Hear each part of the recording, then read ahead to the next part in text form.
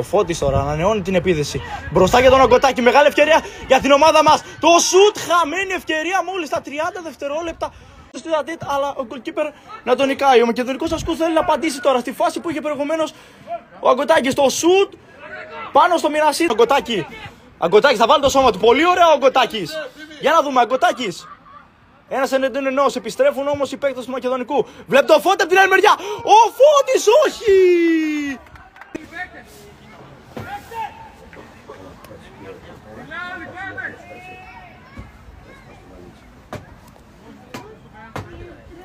Τελείωσε ο Μακεδονικός τώρα το κόρνερ. Το σούτ, ο Κάρι! Δεν έχει τελειώσει η φάση. Το σούτ ξανά. Τρίτη ευκαιρία ο Σαββίδης. Η ομάδα μας δεν μπορεί να διώξει την μπάλα. Εκτελείται. Η μπάλα στο δεύτερο δοκάρι, κεφαλιά. Γκολ! Όχι! Φάνηκε σαν να μπήκε από εδώ.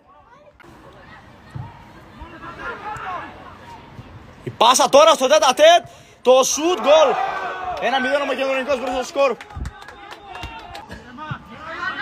Βίκτορ. Το σουτ του Βίκτορ πολύ ψηλά. Τελείται τώρα το κόρνερ.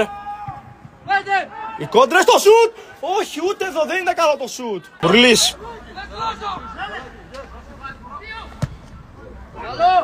Σεντρασού το κάρι από τον Μπουρλή. Τελεστεί τώρα. Απευθείας out. Νίκος Κοσμάς.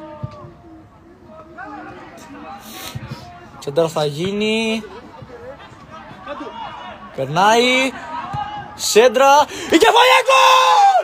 Γκολ! 1-1!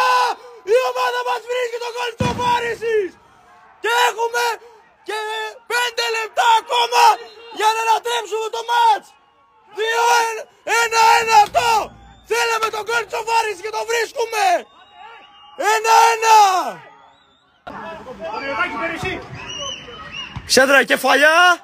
Αουτ! Πάνω από το δοκάρι πέρασε η μπάλα. Υποπίεση. Θα κάνει τη σέντρα ο Φώτης. Η κεφαλιά. Όχι, δεν είναι καλή. Δεύτερη συνεχόμενη ισοπαλία για την ομάδα μας. Απέναντι στον Μακεδονικό ασκού αυτή τη φορά. 1-1.